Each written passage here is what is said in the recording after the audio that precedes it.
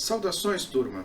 Estamos aqui para a nossa aula sobre emoções, criminalidade e medo do crime, que é a primeira das duas que vamos fazer nesse formato online com discussão em fórum na nossa disciplina de Sociologia do Desvio.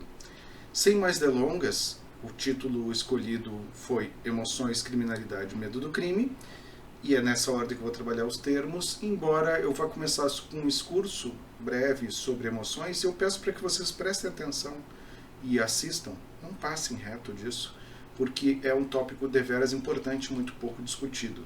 Nós temos algumas disciplinas no pós e na graduação que abordam mais especificamente sociologia e antropologia das emoções, mas aqui eu vou fazer só uma introdução ao tema.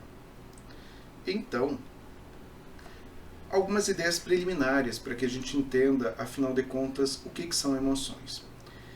Geralmente, vocês veem emoções, sentimentos, sensações, afetos, tudo isso pensado como se fosse uma mesma coisa. Eu não vou detalhar muito, mas eu vou procurar pelo menos dar alguns indícios principais. Sensações dizem respeito àquilo que é da ordem do fisiológico, aquilo que interessa lá aos empiristas. Vocês devem lembrar dos debates sobre David Hume, sobretudo, falando disso, da mesma forma como o Kant começa a nos pensar, nos discutir e apresentar o que ele chama de intuições sensíveis. Nós temos nas intuições sensíveis aquilo que é algo mais próximo do conceito que eu estou sugerindo aqui como percepção. E isso que é interessante. Você não precisa estar consciente para perceber algo, nem atento, embora vocês costumem ter associação entre isso. Do ponto de vista das sensações, da ordem fisiológica, se vocês pegarem um objeto pontiagudo, com a ponta de um lápis, e pressionarem numa parte sensível, como as costas da mão, vocês vão sentir primeiro o toque, se aumentarem a pressão, um certo desconforto, e se pressionarem muito, dor, podendo causar até mesmo ferimento. Não tentem fazer isso em casa. Mas é isso que eu queria destacar aqui com essa distinção de ordem fisiológica das sensações. Sensações dizem respeito ao modo como, seja através de neurotransmissores ou dos nossos sentidos, nós tomamos contato com o mundo exterior ou mesmo interior. Quando sentimos dor em algum órgão, alguma parte do corpo, algum músculo, isso também é uma sensação. Então, dor é sensação, calor, frio, basicamente essas que são trazidas a nós por neurotransmissores, seja internamente ou externamente. Agora, a percepção é diferente porque você já tem uma certa coordenação dos sentidos. Então, a sensação passa para um nível adicional, através dos sentidos, produzindo percepções, que são de caráter mais complexo, e mesmo que vocês não estejam prestando ativamente atenção, vocês notam, por vezes, que algo mudou. Aumentou a temperatura, diminuiu, mesmo que vocês não estejam muito conscientemente incomodados com isso, a não ser quando estão numa sessão de cinema e alguém resolve lacrar no mínimo da temperatura o ar-condicionado. Inicialmente você acha agradável, mais tarde começa a sentir frio, daqui a pouco aquilo perturba a sua própria atenção.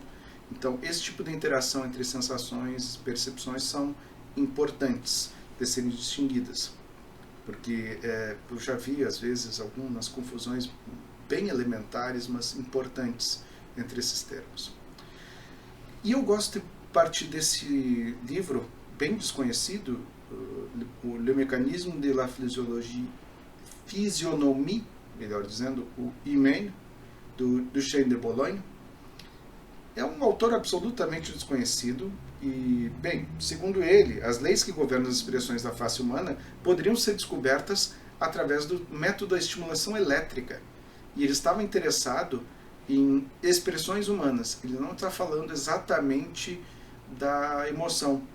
Porque lembrem-se, no século XIX, como nós já vimos em outras aulas, ainda havia uma certa primazia da fisiognomia,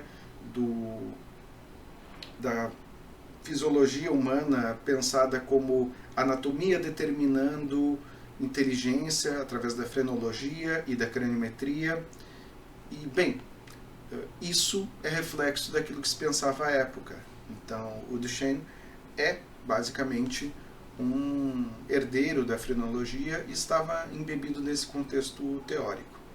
E a ideia dele notem aqui, né? Deus aparece na história. A linguagem das expressões faciais havia sido criada por Deus, por meio de uma linguagem universal e imutável, que dava a todos os seres humanos a faculdade instintiva de sempre expressar os sentimentos contraindo os mesmos músculos. Vocês vão dizer, mas que absurdo pensar que isso é uma coisa divina, criada assim, que determinismo.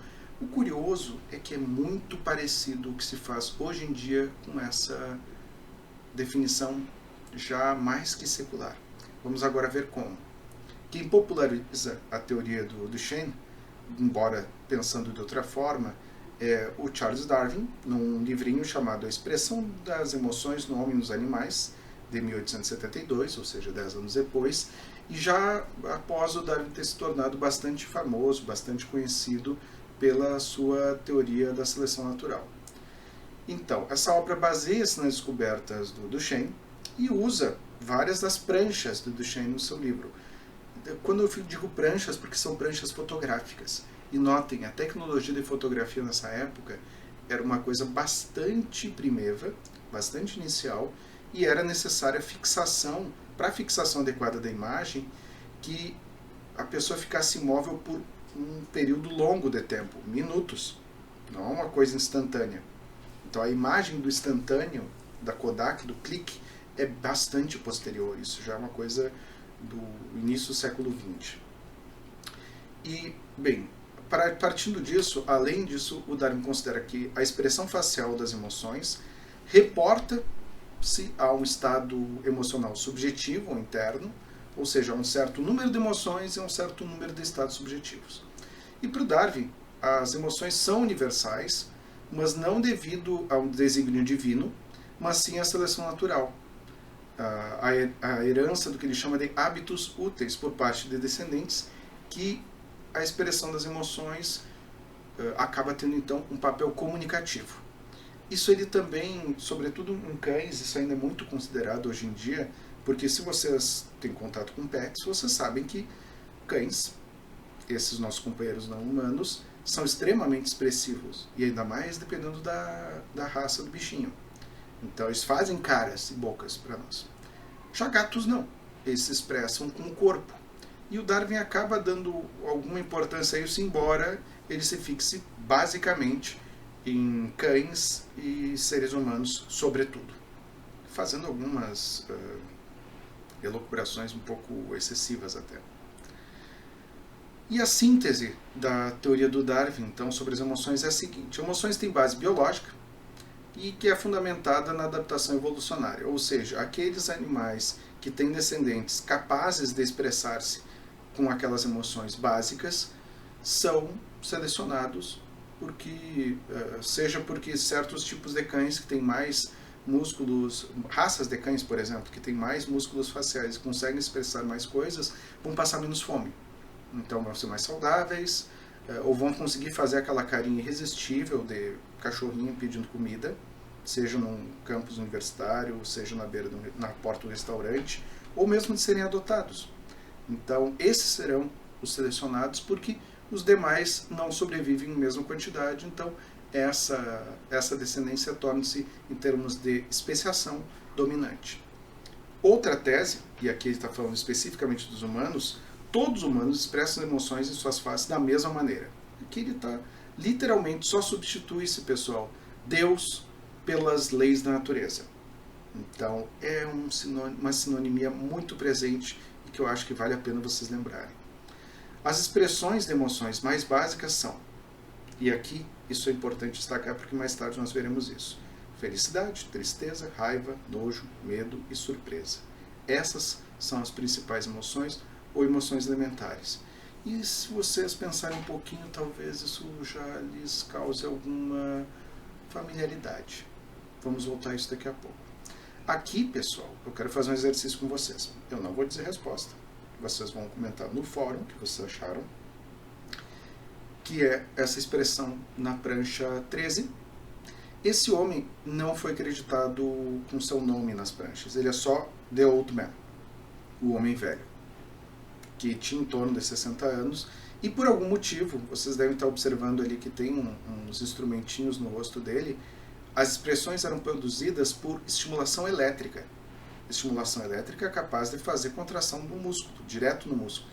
Porque a ideia do Shane, e essas pranchas foram usadas pelo Darwin no livro dele, creditadas, obviamente, era produzir de modo científico as expressões. Não era pedir para atores fazerem, até porque os mesmos atores não conseguiam manter a expressão o tempo suficiente para a fixação na prancha. Então, na fotografia, no caso. Então, aqui o curioso é que também era científico, por um lado, produzia essas imagens através dos eletrodos ali colocados e da estimulação elétrica, melhor dizendo, mas também era necessário para a foto. Por isso que eles aparecem aqui, mas mais adiante eu mostro outro. Então, que tipo de expressão estaria sendo representada na prancha 13? Pergunto a vocês. E na 44? E na 33? Essa talvez seja um pouco mais óbvia. Na 45? Na 61? Será que vocês já acertaram algum? E na 34? Aqui é o modo como eles faziam, o que estava acontecendo ao redor do rosto do sujeito. Eles fizeram uma foto para mostrar. E é extremamente interessante que a foto escolhida foi justamente essa, uma face óbvia de desespero. Embora ele não estivesse sentindo nada. Esse sujeito foi escolhido justamente por causa da alta insensibilidade à dor dele, especialmente por estimulação elétrica. Então, bem, e aqui a discussão contemporânea. Eu até separei para mostrar, vai ficar meio pequenininho, mas vou colocar na minha frente aqui. Esse livrinho do Paul Ekman, A Linguagem das Emoções, e vocês veem que tem vários rostos, né, várias faces. É um livro bem recente, que é datado de... Essa é a 7ª reimpressão da Lua de Papel, é datada de 2011. Tem outras mais recentes, mas não houve modificação no conteúdo. O que ele fez, basicamente? Nos anos 70, o Paul Ekman realizou experiências que demonstraram, segundo ele, empiricamente a existência das 6 emoções básicas escritas por Darwin. E ele é um universalista. Isso é que eu queria destacar aqui para vocês, quanto à expressão das emoções básicas. Mas ele admite influências socioculturais quanto à dissimulação ou controle da manifestação das emoções. O que é curioso, esse sujeito começou muito influenciado pela Escola de Cultura e Personalidade da Antropologia nos Estados Unidos, e é um norte-americano, e ele foi fazer pesquisas, segundo ele, inicialmente, tentando identificar a variação da expressão das emoções, mas ele não encontrou. Ele criou, então, mais tarde, a partir das suas pesquisas, seus artigos, o que chamaram de Factual Action Coding System, que é amplamente utilizado para a identificação de mentiras a partir de microexpressões, quanto para a simulação digital de expressões faciais. Todo mundo que já jogou o jogo digital pode ter certeza que as expressões manifestadas por personagens completamente produzidos digitalmente, ou o modo como são posicionados também para captação, aqueles pontos para produzir, por exemplo, a face do Gollum no Senhor dos Anéis, ou do dragão Smaug no Hobbit. Estou lembrando mais desses, assim, que foram animações caras e muito sofisticadas, usam basicamente essa mesma codificação criada pelo Ekman. Mas aqui tem um ponto interessante que eu queria refletir um pouco com vocês. Por que o Darwin encontrou, eu vou voltar aqui para o slide, essas expressões? Felicidade, tristeza, raiva, nojo, medo e surpresa.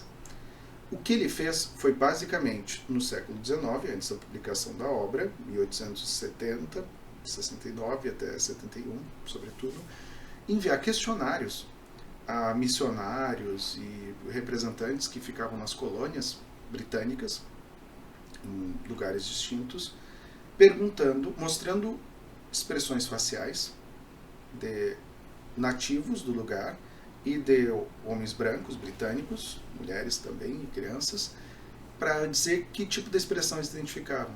Agora, o curioso, as opções eram limitadas pela codificação ocidental das emoções, ou seja, poderiam até haver algumas além dessas 6, essas 6 foram as mais evidentes que ele acabou elevando a emoções básicas universais na forma da sua manifestação. Mas note que curioso, como é que você encontraria, por exemplo, a manifestação de uma emoção que não existe no contexto ocidental? Não encontraria. Por quê? Porque foi criada essa codificação já baseada em uma ideia ocidental. Se você tem essas 6 e você pede para as pessoas identificarem a partir dessas 6, ou 8 ou 10 que fossem, muito provavelmente elas serão coincidentes com aquilo que nós imaginamos no Ocidente, e essas pessoas já estavam em processo de aculturação. Então, ele queria encontrar os universais, ele não estava interessado no específico. Existe uma ênfase nomotética aqui, que tem como objetivo generalizar leis universais. Então, não se está interessado em descobrir quais são as características específicas das emoções entre os trobriandeses ou quem quer que fosse. Então, voltando então para o nosso fluxo, essas imagens eu peguei a partir do ator que fez a série Lie to Me. Isso foi disponibilizado no próprio livro do Paul Ekman, numa edição americana, mas eu achei elas bem úteis, porque ele identifica as principais características e microexpressões implicadas por essas 6 manifestações principais, o que ele chama serem as emoções universais, ou básicas. O que seria um sorriso verdadeiro? Inclui pezinho de galinha, quando a pessoa tem, obviamente, né? Mas algum certo franzido ao redor do olho, bochechas levantadas.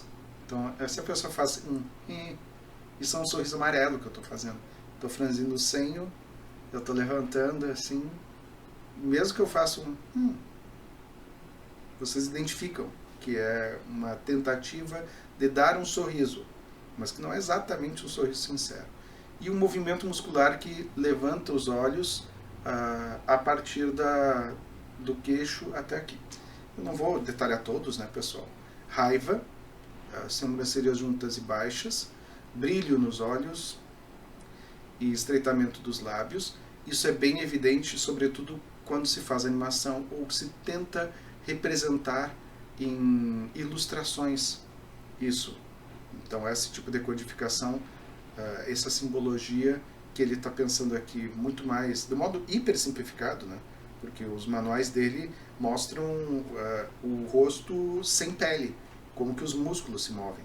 Uma coisa meio assustadora, mas supostamente eficaz. Desgosto é uma péssima tradução.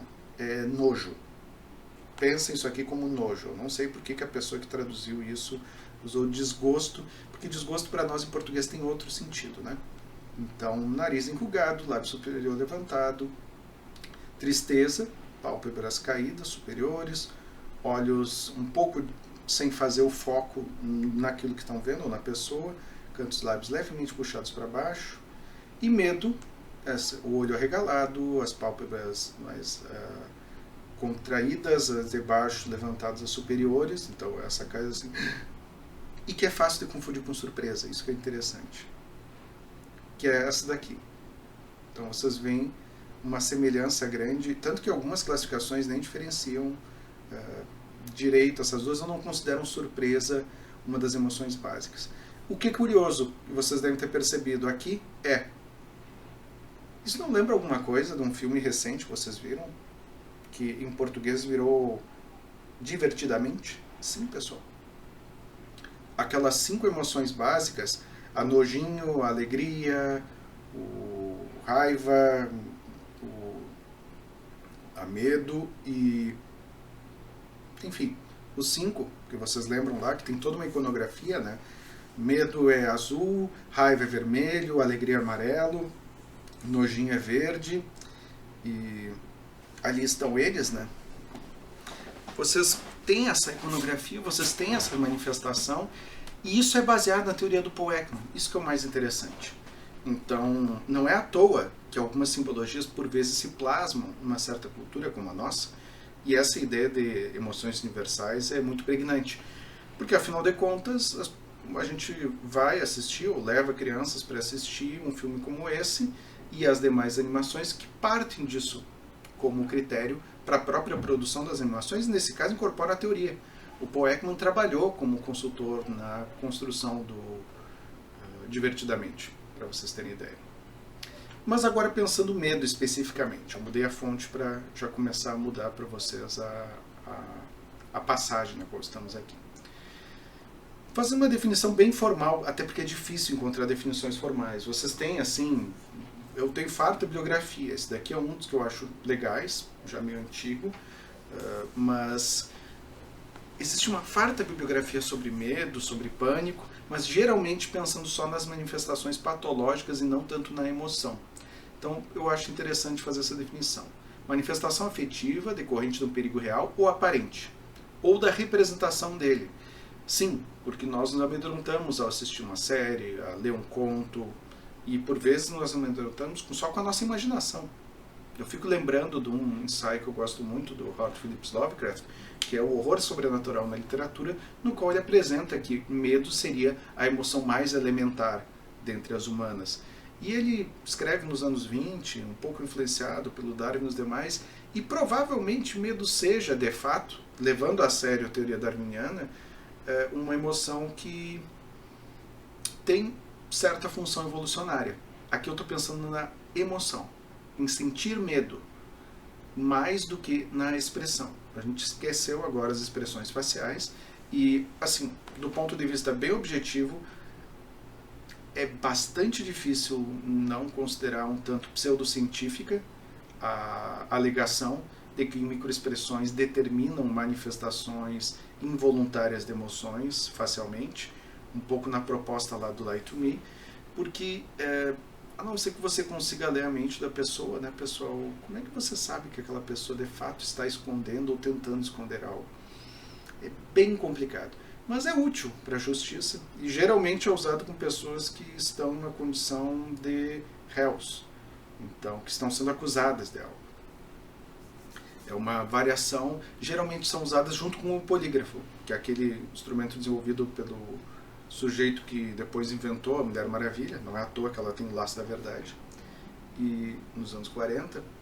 Então, bem, né, mas isso não é nosso foco, né? A questão aqui é pensarmos, medo, manifestação afetiva decorrente do perigo real ou aparente, ou sua representação. Medo não pode ser considerado fruto da percepção direta.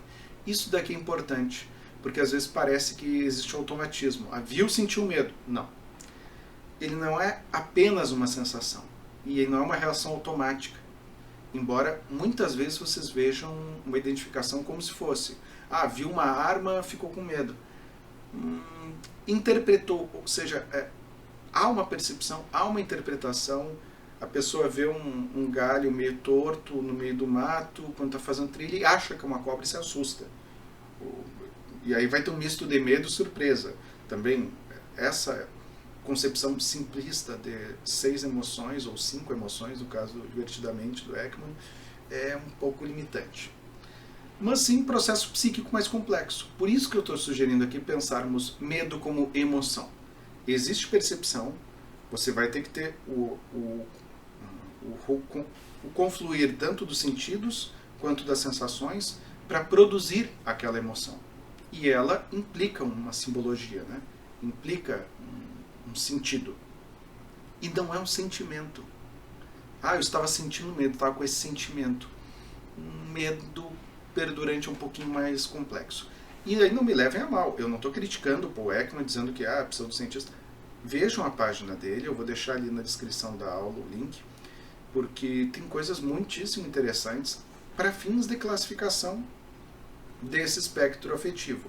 O problema, a meu ver, é ignorar que há outras possibilidades de manifestações afetivas que não são tão universais assim e muito provavelmente nem tem uma expressão facial correspondente.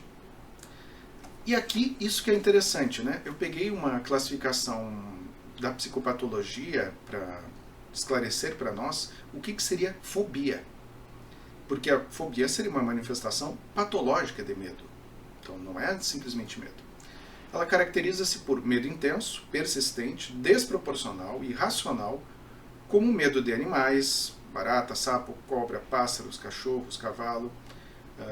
O pequeno Hans, do Freud, tem medo de cavalos, que cavalos vão lhe morder. Então é o caso clássico, segundo o qual se estuda fobia em psicanálise. Medo de objetos como seringa, sangue, faca, vidro quebrado, o que quer que seja. A visão do objeto fobígeno geralmente deflagra uma crise de angústia ou mesmo uma crise de pânico. Os indivíduos acometidos de fobia reconhecem o caráter irracional e desproporcional do seu medo. Isso é o que eu gosto de lembrar, como se chama em psicanálise, percepção egodistônica. Você sabe que o rato não vai, aquele camundongo de 7 centímetros que está vendo ali na sua frente, ele não vai pular na tua jugular e te matar. Ele não vai fazer isso. Mas a reação é como se isso pudesse acontecer. Embora se questionado for a pessoa, diz, não, eu não consigo me controlar. Isso que é percepção egodistônica, pessoal.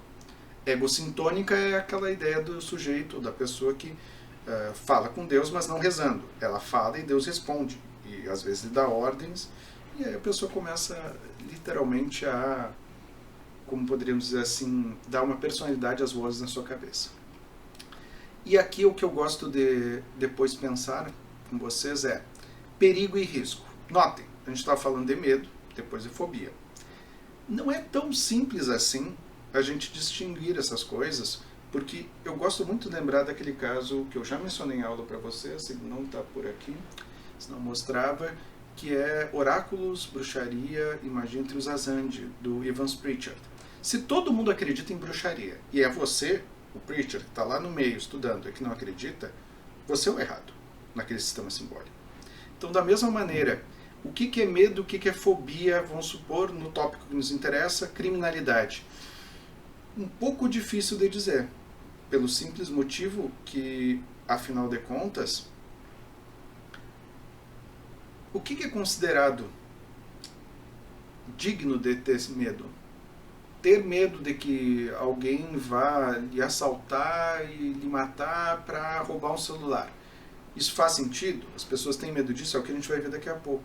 Mas o que eu queria distinguir aqui é, existe uma rede simbólica em torno disso. Isso não surge do nada. Faz sentido sentir medo em certos contextos, assim como não faz sentido em outros contextos, por exemplo, ter medo que roubem as compras da frente da sua casa num bairro típico suburbano norte-americano ou canadense. Como assim? Sim, a Amazon vai lá, entrega, deixa na frente da tua casa uma caixa. Tá, mas ninguém pega? Não. E as pessoas não têm medo de pegar? Não, porque isso não acontece. Ah, se fosse o Brasil, carregavam, se bobear, carrega até placa de trânsito. Pois então, faz sentido num contexto, não faz sentido no outro. Esse medo de ser furtado, esse temor de ser furtado. Até algumas séries bem interessantes que depois eu posso citar em aula para vocês, que relatam, por exemplo, toda uma comoção em torno de uma pessoa que estaria roubando, e que de fato estava, as encomendas num certo bairro. E da instalação de câmeras de vigilância, e aí mostrar a imagem e tentar identificar. Enfim. Então, é por isso que eu acho interessante essa distinção aqui da Deborah Lupton. O livro foi originalmente publicado em 95, mas eu usei a edição de 2003. Mas eu vou só pegar a passagenzinha, vou ler e comentá-la com vocês. Sociedades humanas sempre conviveram com perigos das mais diversas ordens. Animais selvagens, doenças, enchentes, terremotos e outras intempéries são fenômenos relatados com frequência na história. Contudo, o progresso científico e tecnológico modificou profundamente o modo como as atuais sociedades complexas percebem estes e outros fenômenos, muitos produzidos pelo próprio progresso. Essa passagem é do Ulrich Beck. O que outrora era pensado como um perigo eventual e incontrolável, atualmente é concebido como um risco com frequência previsível. O que aconteceu aqui? A Lupton, baseada no conceito da sociedade de risco do sociólogo Ulrich Beck, acaba reelaborando um pouco ele, pensando não uma sociedade de risco, mas essa modificação, o perigo é isso que pode ou não acontecer, ele é da dimensão do possível. E aí você pode manipular magicamente os espíritos ou fazer algo que seja aprazível aos deuses para poupar a nossa existência da sua cólera, da sua ira. E poupar de intempéries. Aí a lógica é um pouco isso, assim como a lógica de uma dança da chuva. Agora, a mudança, a inflexão se dá quando sai da dimensão do incontrolável e, sobretudo, do imprevisível. Se é previsível, não é perigo, é risco. Por isso que se fala em risco de acidente coronariano, ou risco de AVC, e as formas como nós podemos reduzir riscos à nossa saúde. Aí, essa ideia é sempre pensada em médias e em estatística. Então, antes do século XVII, esqueçam, não existia isso. Nós temos Ian Hake e outros autores para nos ensinar. Mas, para além disso, pessoal, não se trata só disso, se trata de uma mudança de percepção sobre o mundo. Por um lado, uma racionalização do mundo, o desencantamento do mundo weberiano não é algo muito distinto disso, e por outro lado, à medida em que nós saímos da dimensão do perigo e nós pensamos risco como algo mais frequente, é muito fácil nos enganarmos quanto a essas frequências. E é disso que trata a nossa aula. O como diria Barry Glassner na Cultura do Medo, nós, na maior parte das vezes, vamos ter medo das coisas erradas, ou medos que não têm base na realidade, não têm base em estatística nenhuma, mas nos soam plausíveis. Assim como soa plausível para um Zandi, que se algo ruim aconteceu com ele, ele chutou um tronco e infeccionou, foi bruxaria. Mas então quer dizer que a bruxaria acontece toda vez que alguém se machuca? Não, eu já chutei várias vezes tronco, já machuquei várias vezes, mas não infeccionou. Dessa vez ficou vermelho, tá ali, tem pulso, então isso é bruxaria. Não fosse a bruxaria, não aconteceria. Notem, é uma outra lógica causal. Nós já voltaremos a isso. Principais fontes, aqui pensando já no nosso segundo tópico, saindo um pouco das emoções e pensando em criminalidade. As principais fontes sobre criminalidade no Brasil. Primeiro, Anuário Brasileiro de Segurança Pública, que é atualizado praticamente anualmente, já faz tempo, e isso é uma questão de Estado, né? Não é de governo. Felizmente, o Fórum Brasileiro de Segurança Pública continuou conseguindo produzir e ter recursos para fazer essa pesquisa, esse levantamento, e isso é exigido dos órgãos de segurança. O que é curioso, pessoal, porque eu cheguei a fazer pesquisa em um período que era de 99 a 2002, 2003, não havia dados. Até no presídio, não fosse ter lá dizendo DGs num quadrinho na entrada do presídio, quantas pessoas tinham, e às vezes se esquecia, né? Porque não se fazia conferência diária dos presos necessariamente. É incomum que se faça isso. Então, sequer se sabia, e eu diria, sequer se sabe quantas pessoas estão presas no Brasil hoje em dia. Temos algumas estimativas, e hoje em dia já temos alguns dados, mas ainda são muito pouco precisos e muito vagos, muito pouco precisos e pouco confiáveis, esse é o ponto. Mas já é alguma coisa, pelo menos, especialmente nos últimos 15 anos, se consolidou esse modelo e tem se mantido. O outro é o Atlas da Violência, que antes se chamava Mapa da Violência, que era feito por uma ONG, o Instituto Sangari, e aí se tornou também um instrumento de Estado, agora é o IPEA que faz, e tem o crédito de todos os colaboradores, estão aqui, e basta vocês procurarem eles para verem alguns dos maiores pesquisadores da área de violência e segurança no Brasil, o Renato Sérgio de Lima e o Daniel Cerqueira, por exemplo. Mas bem, vamos aos dados. Eu vou cobrir um pedacinho aqui com a minha imagem, mas não se preocupem porque eles estão disponíveis para vocês na nossa pasta. Nós temos aqui, começando ali por cima, a redução das mortes violentas intencionais. O que parece ser um bom elemento, né? Mortes violentas intencionais diminuíram. Isso daqui abarca homicídios e não só. Taxa de 22,3 por 100 mil habitantes. Isso é a taxa epidemiológica, pessoal. Ela sempre vai ser empregada. No caso de qualquer tipo de doença, a tendência é que se observe sempre a taxa epidemiológica por 100 mil habitantes. No caso de homicídios e taxa de encarceramento, também é assim que se procede. Então, isso a gente vai ver agora nos próximos slides. E é interessante, como vocês veem ali, os estados onde há as maiores taxas, que são estados, especialmente Bahia, Amapá e Amazonas, vocês vão ter não só cultura de matadores, isso existe ainda hoje, então, historicamente, embora hoje em dia o tipo de profissionalização seja distinto, não é mais um coronel que contrata um matador para executar um desafeto político, isso está diretamente vinculado ao crime organizado, e a gente vai ver inclusive em uma escala histórica isso aqui. Letalidade policial, houve algum grau de redução, mas ainda é uma das maiores do planeta. E outros elementos importantes, né? A desproporção de negros no total das vítimas, 84% das vítimas são pessoas negras. Então, quando a gente diz, não, mas não existe racismo no Brasil, não, pessoal, vamos aos dados, né? E dados sobre violência e homicídio são especialmente interessantes para se observar isso.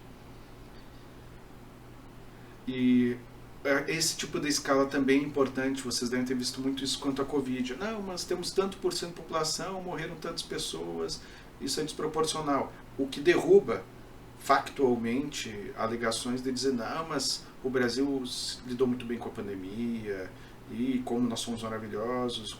O governo, dizendo isso de si, né?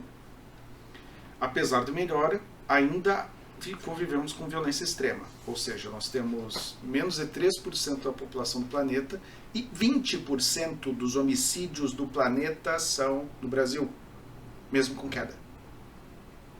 Isso é uma coisa para vocês lembrarem, e isso está diretamente vinculado às taxas de encarceramento e criminalidade brasileiras, ao crime organizado. Não existe outra explicação causal para isso.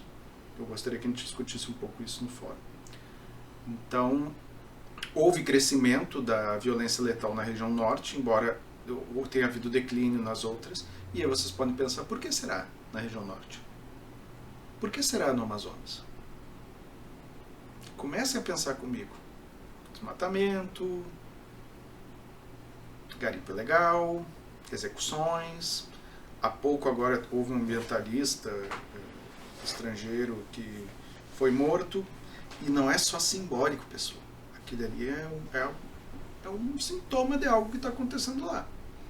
Então, é no mínimo algo interessante de se pensar aqui, até para tema de pesquisa. Também há vitimização policial, porque afinal de contas, essa guerra particular, como já foi assim designada em um documentário há mais de 2 décadas, segue. Então, entre policiais e crime organizado. Então não existe isso de, mas o policial tem que se armar e aí vai morrer menos. Não, pode até matar mais, mas não vão morrer menos, não. Infelizmente, armas não vão resolver isso em termos demográficos e epidemiológicos no âmbito da violência. Dinâmicas dos crimes patrimoniais, isso também é interessante, que houve um aumento muito substancial, de quase 180% de crimes de estelionato, em relação a 2018, ou seja, em 4 anos, e muitos roubos de celulares, né? Então, isso, de acordo com a quantidade de aparelhos circulantes, não é pouco, e é uma coisa que vale a pena roubar e furtar. Aqui nesse caso, as duas coisas, né? O roubo quando tem confronto com a vítima, ou o furto sem que a pessoa veja, sem confronto. Vários crimes contra o patrimônio, né? Isso daqui lembrem do Hirsch e do Kirchheimer. Que tipo de indicador isso aponta? Por que há roubo? E aí não adianta também entrar no moralismo de dizer, não, mas se as pessoas não comprarem o objeto roubado, então não vão mais roubar. Vai haver mercado e vai haver roubo. A questão é como a gente vai lidar com isso. E aqui isso é também interessante, né? Claro, no relatório como um todo vocês veem isso de modo muito mais detalhado. Isso é meio que um press release que eles fazem dos dados dos relatórios. As armas de fogo do Brasil, circulantes, mesmo aumentando massivamente o número de armas circulantes no Brasil, há pelo menos 30% delas irregulares, mesmo as que estão registradas, e aí vocês estimem o que não está registrado, né? E o baixo controle da polícia em relação à segurança privada. Ou seja, nós temos o dobro de segurança privada no Brasil em comparação com Polícia Federal, especificamente. Se a gente pegar as estaduais, o quadro melhora um pouco, mas é muita segurança privada, pessoal. E isso é uma coisa que aumenta exponencialmente desde os anos 90, por uma série de motivos. Tanto segurança privada quanto segura, né? Criminalidade é uma boa fonte de negócios para quem quer vender segurança. e o aumento de todos os indicadores de violência contra LGBTQIA+, que é um dado relevante e que deve ser reiterado, porque, e aí está um problema, né? Porque a questão é que, como ele não era registrado antes, a gente não tem muita ideia do que é de fato aumento ou do que isso agora representa registro. Então, relativizem aumento de ocorrência criminal. Vocês já vão entender o porquê daqui a pouquinho. Então, violência sexual, também vários elementos. Isso aqui vocês vão ver com calma, que senão vou me deter muito tempo nesses slides. O aumento da despesa com segurança pública. O que quer dizer? Houve uma redução no limite da despesa com segurança pública. E, curiosamente, houve também, eu não sei, não vou provavelmente ter tempo de discutir isso, mas a gente retoma, houve diminuição no número total de pessoas encarceradas no Brasil, pela primeira vez desde da nova república. O que é espantoso, porque o governo sainte agora, essa aula está sendo gravada no finalzinho de 2022, ele tinha como pauta que bandido bom é bandido morto ou preso. E por que agora prendeu menos? Talvez por incapacidade ou dificuldade de implementar as próprias políticas públicas almejadas, né? Então, houve aumento de casos de desaparecimentos, isso é um dado importante. Também aumento de violência contra crianças e adolescentes. Há quem reporte isso o período de... Há uma série de indícios, mas sobretudo a pessoas ficarem mais em casa durante a pandemia, ao longo dos últimos tempos. Porque isso é ao longo de anos, né? Não é só no ano de 2022. E diminuição gradual também no total de adolescentes cumprindo medidas socioeducativas de internação. Notem, 45% de redução desde 2018, e também houve a redução, no caso dos presos, foi de uma ordem bem menor, era algo em torno de 750 mil, estamos em agora 650 mil mais ou menos. Uma redução de 100 mil num contingente de 700. Há pouco tempo eu imaginei que a gente já tinha passado os 800 mil e teria, se continuasse aumentando, mas diminuiu. E isso não quer dizer que houve menos crimes, pessoal. Lembrem-se, não existe relação necessária entre taxa de encarceramento e taxa de criminalidade. Ah, mas faz sentido. Simbolicamente. Na realidade, não faz sentido, ou não tem uma relação causal do ponto de vista estatístico. Então, aqui, prisões, no total 820 mil pessoas privadas de liberdade, tem 630 mil vagas, e apenas 14,5% das pessoas estão em atividade de trabalho e educação. Isso entre janeiro e junho de 2021. Como eu disse para vocês, há outros levantamentos que apontam uma queda no índice de pessoas presas, mas isso mereceria uma atenção um pouco melhor, porque essa estimativa era a esperada, né? Que a gente passaria de 800 mil agora. Mas há outras que apontam que houve uma redução. Claro, aí a gente tem que ver o que está sendo considerado. Aqui é o todo. Não está sendo diferenciado preso provisório de preso já condenado e de preso em regime semiaberto. Então, isso aqui tem que ser melhor precisado. Eu faço isso numa aula seguinte com vocês presencialmente, tá? Isso daqui é para que vocês consigam identificar, pessoal, como que acontece. Isso daqui é um grande funil. O boletim de ocorrência, o BO, é a ocorrência policial, é aquilo que baseia as estatísticas que vocês veem, seja em Diário de Santa Maria, Zero Hora, onde quer que seja. É o BO. Então, só que a criminalidade não é o BO. Esse é o problema. O total de crimes a gente não sabe qual. É sempre uma incógnita. E isso implica o quê? O BO acontece e dependendo do que acontece, vai ou não ser aberto o inquérito.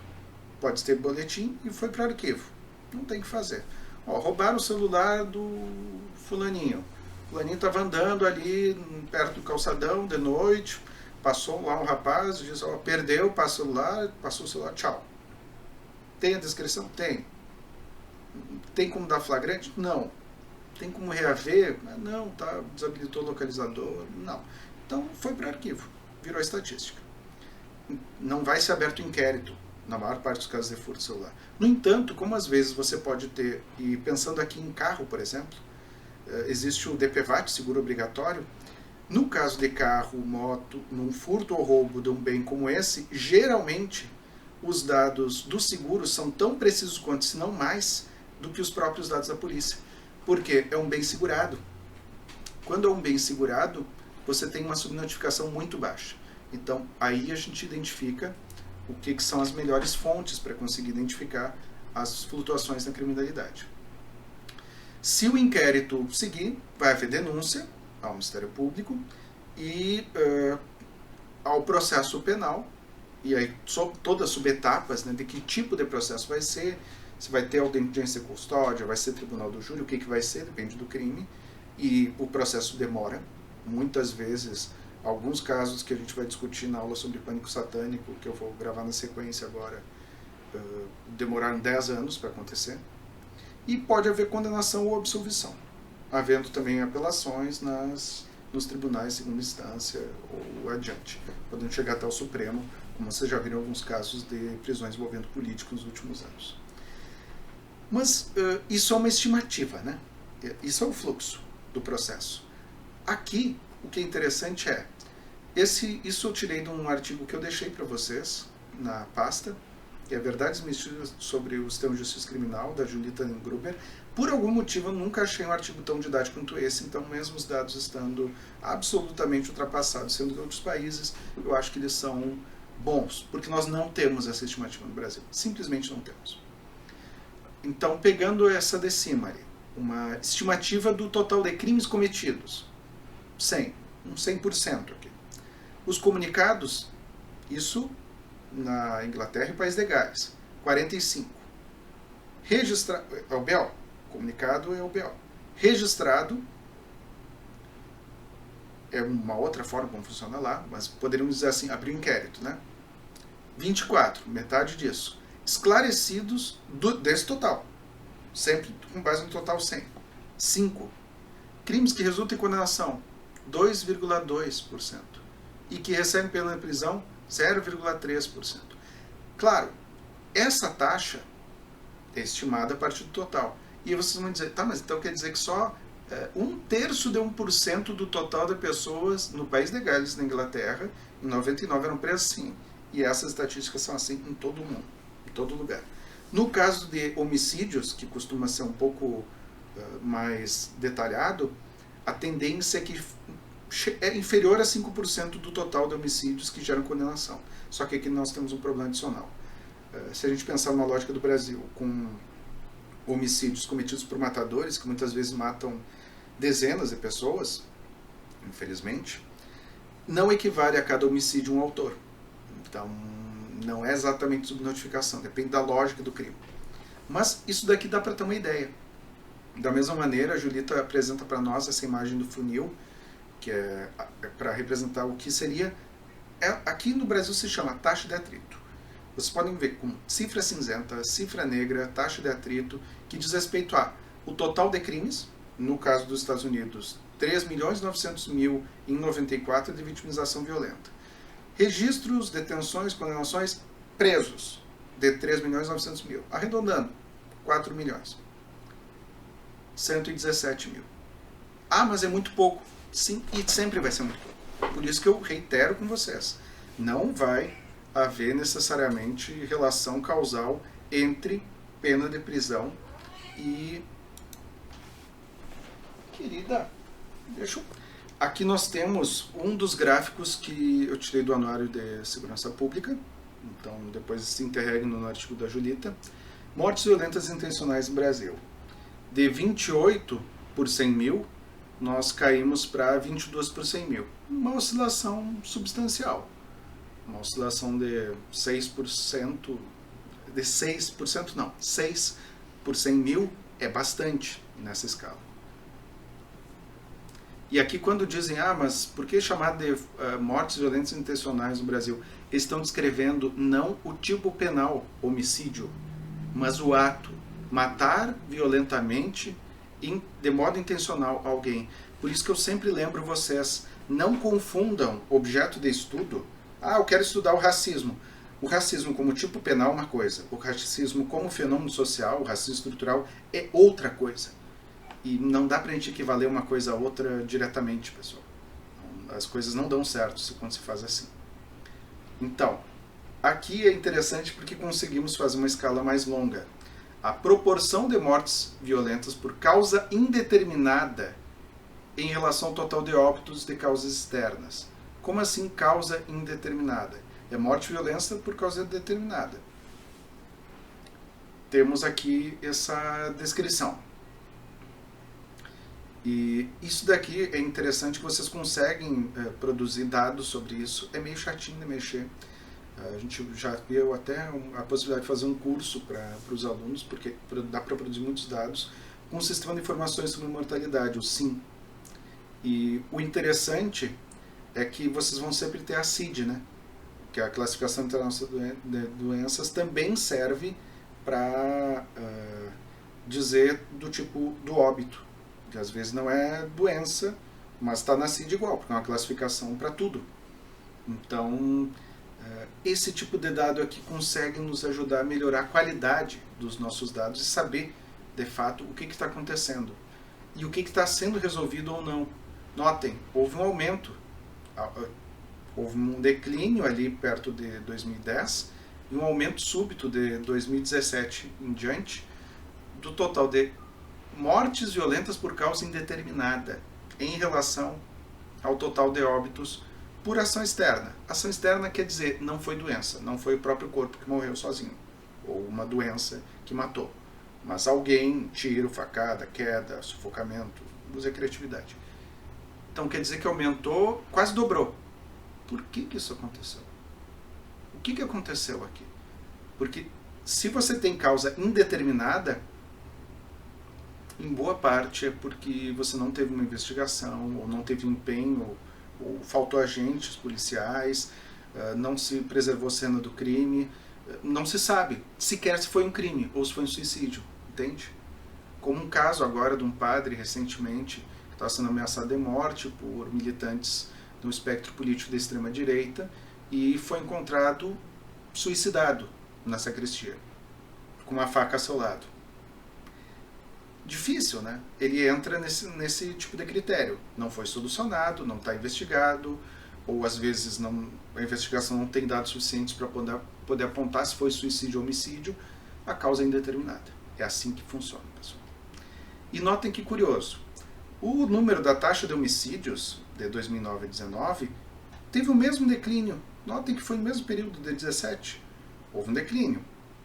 32 por 100 mil, que é uma taxa alta, tanto de homicídio quanto taxa, né? A gente está pensando taxa por um lado, 65 mil, a 45 mil caiu em números absolutos. 20 mil pessoas morreram a menos nesse período. 17 comparado com 19, que é o último dado que nós temos. Mesmo sendo o anuário da agora de 2022. Né? A gente está com problemas no levantamento de dados. Mas mesmo assim dá para observar essa tendência. E notem que curioso. A taxa de homicídios, quando comparada com a taxa de mortes violentas com causa indefinida, indeterminada, em 17 começa a aumentar e começa a diminuir os homicídios. Qual é a conclusão dos pesquisadores a partir do anuário? Dos pesquisadores envolvidos e no mapa, o Atlas da Violência? Há algum tipo de ação estruturada de subnotificação por parte também das forças policiais, mas não exclusivamente. Até porque, dependendo do jeito como a pessoa seja morta, fica difícil determinar qual foi a causa. E se foi ou não intencional. Estão começando a entender do que se trata? Sem falar nos desaparecimentos. Ou seja, há muitas formas de usar esse indicador, que é o mais empregado indicador de mensuração de violência, que é a taxa de homicídio por 100 mil habitantes, manipular e produzir resultados aparentemente satisfatórios ou aparentemente tranquilizadores, manipulando. Continuam morrendo as pessoas, só que agora o nome é outro, não é homicídio. Não é homicídio, não entra na taxa. Então, isso é muito preocupante. E isso que a gente não sabe dos anos posteriores. Né? Aqui é outro dado extremamente assustador. taxa de homicídios de jovens. Jovens aqui são considerados pessoas entre 15 e 29 anos. E aqui é geral, né? A gente não está pegando gênero. Se pegar por gênero, a coisa dispara. Do Brasil, tem uma taxa de 45 por 100 mil. 45 por 100 mil é taxa de guerra civil. Jovens, quando vão para a guerra, morrem muito mais que as demais pessoas.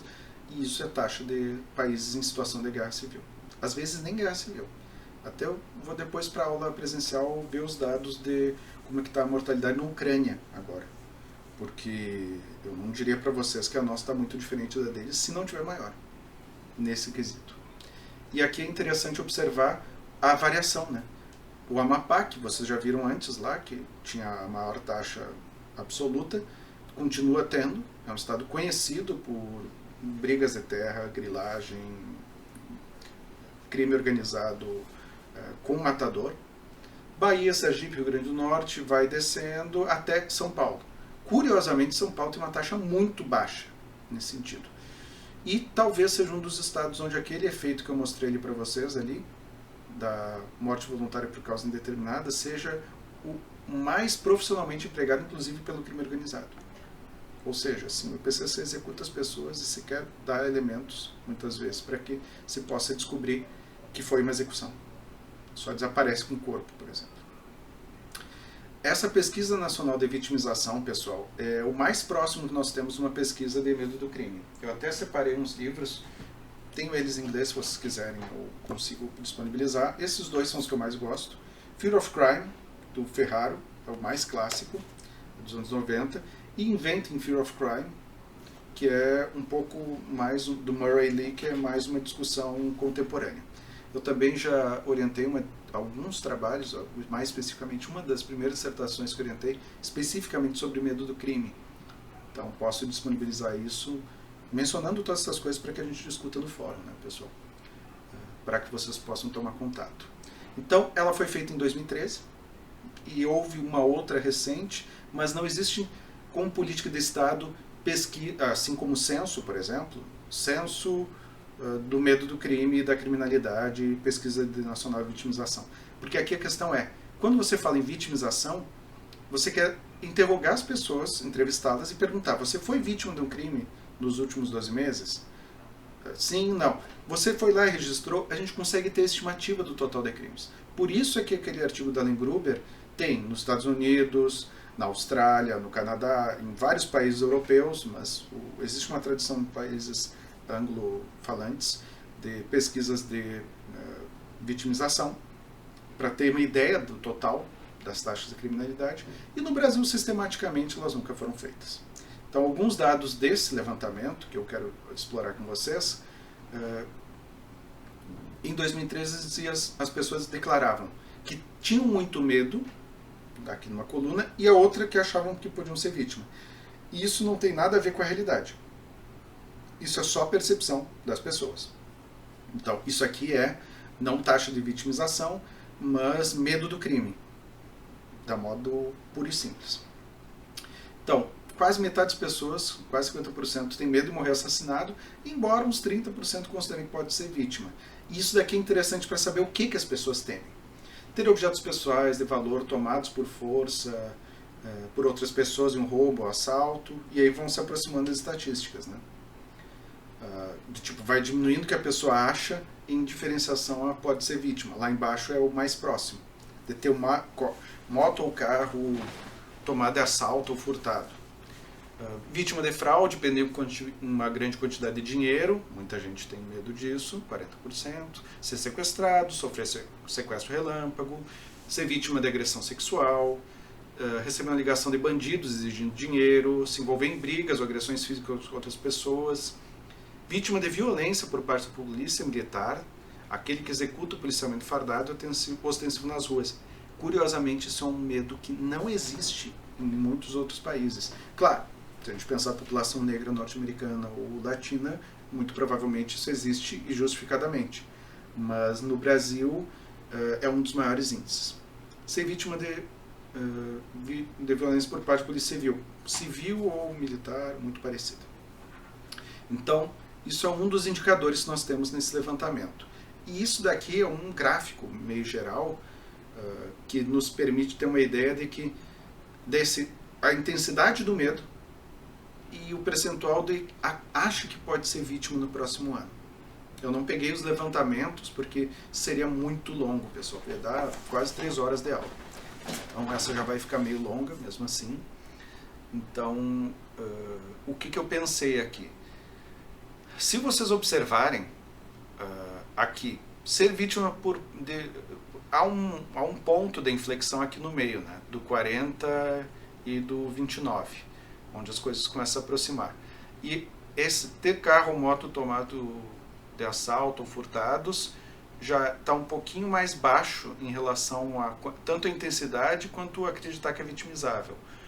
E ter objetos pessoais furtados, a vitimização potencial é alta e o medo também é alto. Morrer assassinado é muito alto. E aí vocês vão se perguntar, tá, mas e de fato faz sentido ter medo disso? É um medo intenso, mas a frequência é baixa. Ah, mas professor, você acabou de dizer que muita gente morre no Brasil, as taxas de homicídio são altas. Sim, e a maior parte das pessoas que morrem vitimizadas, seja por homicídio, seja por morte violenta intencional, tem antecedentes criminais. Na maior parte dos casos é isso. A maior parte é um chute, porque a gente não tem esse dado de modo sistemático, mas em torno de 80%, no mínimo. Então as pessoas que morrem, geralmente, tem dessas 45 mil, em termos, né, de homicídios, muito provavelmente se mantém com base em levantamentos anteriores, tanto aqui em âmbito municipal como estadual e federal, que já foram feitos, embora tenha muita dificuldade de se fazer isso, não tem dados sistemáticos, tem que alguém fazer uma pesquisa e comparar, e isso pode variar, né? Tinha que ter uma política de Estado para isso. A maioria tem antecedentes criminais, 80% pelo menos, dificilmente baixa disso. Então aí vocês fazem um cálculo e vejam o que sobra em relação desses 45 mil, tirando 80%, deixando só 20%, e comparem, por exemplo, com a quantidade de pessoas que morrem no trânsito. É muito mais provável que as pessoas morram vítima de acidente de trânsito, a despeito de gênero, idade, o que quer que seja, do que sejam vitimizados criminalmente por homicídio ou latrocínio. Aqui é uma pesquisa mais recente, do IPEC e o Globo. Mais recente agora, desse ano, saiu há pouco tempo. Ali estão os dados detalhados que permitem vocês identificarem, né, os elementos. Primeiro, o tipo de medo. Desemprego, corrupção, saúde, educação, inflação, a percepção de problemas, né, que de alguma forma reporta-se também essa estimativa de medo. Segurança pública e violência, está ali, 17% dos entrevistados relataram isso como uma das principais causas. Poderia ser relatado mais de um. Aqui, os efeitos da falta de segurança e violência. O que as pessoas deixam de fazer? Isso que é o mais interessante, porque daí vocês conseguem observar de que modo a gente consegue simbolicamente entender o que se considera seguro ou inseguro de se fazer numa sociedade. Andar a pé durante a noite. Mais da metade das pessoas declaram que deixaram de andar a pé durante a noite. E aí, mais grave, entre mulheres e pessoas com mais de 60 anos. E pessoas com ensino superior. Então elas têm mais consciência? Não, elas se expõem menos a risco. Elas se consideram mais vitimizáveis. E o curioso, não são mais vitimizáveis. Talvez uma profecia autocumprida. A pessoa toma mais cuidado, evita a exposição, justamente por isso é menos vitimizada. Mas aqui tem uma contradição que eu gosto sempre de explorar, pessoal. Se a pessoa vai a uma festa, bebe, prefere voltar para casa se ela foi de carro ou de moto. De carro ou de moto, se for uma distância relativamente próxima, ou a pé. Vamos supor que a pessoa mora a 5 quadras do local. Muito provavelmente vai preferir ir de carro para evitar o risco de ser abordado e ser atacado na rua. E muito provavelmente o risco é muito maior dessa pessoa morrer acidentada do que ser vitimizada criminalmente por violência letal. Os indicadores não são elevados nesse sentido, ou não são tão elevados em comparação aos demais. Né? Se a gente pega taxas gerais de homicídio, pessoal, uma coisa. Quando a gente pega latrocínio, quando a gente tira antecedentes criminais, quando a gente faz isolamento das variáveis, aí que a gente começa a observar, curiosamente, taxas similares ao que nós tínhamos, por exemplo, nos anos 80. Alguma coisa aconteceu no nosso país dos anos 90 em diante. Eu digo para vocês o que foi: hiperencarceramento. Mas para isso a gente precisa de mais dados. Né? A gente não vai ter tempo de explorar todos eles aqui. Se vocês quiserem muito, me falem no fórum que daí eu faço um excerto só com algumas tabelas e faço um complemento a essa aula. Então, andar com dinheiro também, sair à noite, usar roupas ou acessórios caros, mudar de trajeto, evitando um lugar que considera perigoso, usar transporte público, transporte coletivo também. E aí o que é considerado mais grave, né? Pessoas em regiões metropolitanas e mais velhas também consideram ser mais perigoso para elas andar com dinheiro. No Nordeste, e pessoas com mais de 60 anos, quem ganha até um salário, quem mora na capital, sair à noite. Até porque o sair à noite implica para as pessoas muitas vezes um custo maior do que pegar o carro e sair. Porque pessoas com até um salário, né? Nesse caso específico. Novamente, roupas e acessórios caros. Pessoas que moram em capitais ou regiões metropolitanas e têm mais de 60 anos. O geral que vocês vão observar é, à medida que a pessoa se torna mais velha, ela começa a se considerar mais vulnerável e, por isso, tomar atitudes que impliquem menos risco. E cuidado com telefone e cartão. Isso que é curioso. Os crimes digitais e clonagem de dados, roubo de identidade, golpes, aumentaram exponencialmente. É o que implica pouquíssimo risco para quem faz e o ganho é muito superior. Então, esse tipo de crime é o que mais aumentou nos últimos 20 anos no país. Disparadamente. Claro, antes não era nem possível tecnicamente, tem esse detalhe. Mas pensando numa escala dos últimos 10 anos, por exemplo, 2012 até agora, também o aumento é da ordem de 500%. Aqui, um dado final para vocês. Eu disse para vocês que ia tentar não passar muito de 1 hora. Como eu disse, posso complementar essa aula com mais dados depois, se vocês quiserem. Eu sugiro que vocês entrem no site do Fórum de Segurança Pública do Brasil, nesse link que está ali. Com esse link, exatamente como está ali, forumdesegurança.org.br/3838, vocês produzem a série histórica por 100 mil habitantes de taxa de mortes violentas intencionais. É interessante observar que, no Ceará houve uma variação muito grande, por isso que aparece ali no gráfico, um aumento muito significativo, e tem relação direta com a expansão do crime organizado no Estado e com ações violentas do crime organizado entre as facções. O PCC não domina o Ceará. Há várias facções em conflito. Isso aumenta de modo exponencial a violência entre os próprios membros e na população em geral, porque grupos mais jovens às vezes vão se colocar, ou vão tentar se colocar politicamente diante dos demais, e para isso vão fazer ações mais ousadas ou mais violentas. Né? Mas as taxas gerais, novamente, né, mortes violentas intencionais, com todos aqueles problemas que a gente já viu, né, das taxas, são relativamente estáveis no Brasil de um modo geral, de 24 a 27 por 100 mil, o que é muito alto, muito alto. Então, eu espero ter conseguido, pelo menos, dar uma introdução ao tema para vocês, pessoal. E posso complementar depois. Eu queria que era mais dar um ensejo a um debate inicial, que não fosse tão longo assim, para a gente poder aprofundar isso no debate do fórum, que eu vou abrir agora, assim que eu publicar a aula para vocês. E agradeço pela atenção. Nos vemos daqui a pouquinho mais para debater no fórum, virtualmente, sem se ver assim a pessoa, né? E logo a mais com a aula sobre pânico moral e pânico satânico, que eu vou preparar e eu devo divulgar para vocês antes da quarta. Beijo, Feliz Natal para quem estiver assistindo a aula logo após ela ter sido gravada e disponibilizada, que vai ser agora no dia 25, provavelmente. E nos vemos em breve. Tchau, tchau.